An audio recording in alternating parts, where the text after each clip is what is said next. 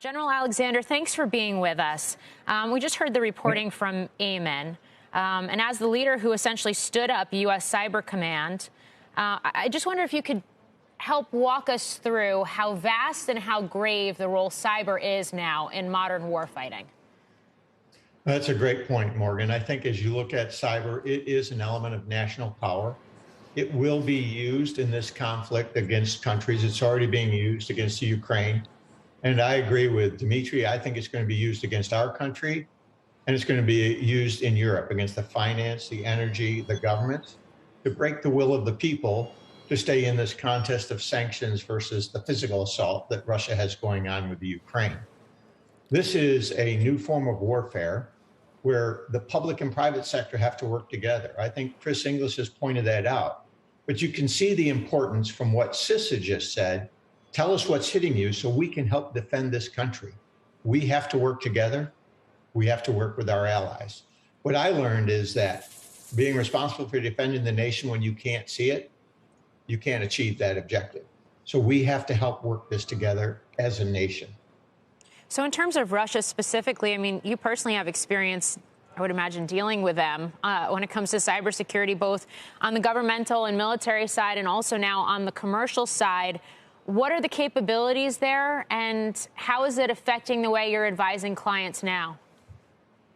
So Russia has three agencies: the GRU, their military intelligence, the SVR, their foreign intelligence service, and the FSB, their internal service. Three ways of attacking, but really it'll be the GRU and the SVR that does the offense.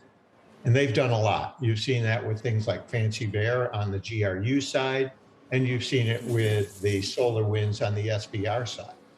I believe those were practices, but when you think about the impact just from solar winds of what they could have done with a destructive virus in that case, the impact it would have on our country and others, it's significant. So those are things that are within his reach. I don't think he will use them yet. I don't think he's prepared to do that, given they have to conquer Ukraine, and they're going to focus their cyber on Ukraine right now. I think we will see attacks in the next few days, reaching out to many countries to help, from their perspective, break sanctions. So this is going to grow. And I think we're in a new place. And you hit it on the head, Morgan. This is a new change for the way we think about warfare. That's exactly what Senator Warner talked about the last 24 hours. He goes, this has been an area that's been kind of viewed as nerdy and hypothetical. I hope we have a conversation a week from now where we say, hey, Senator, you were totally wrong.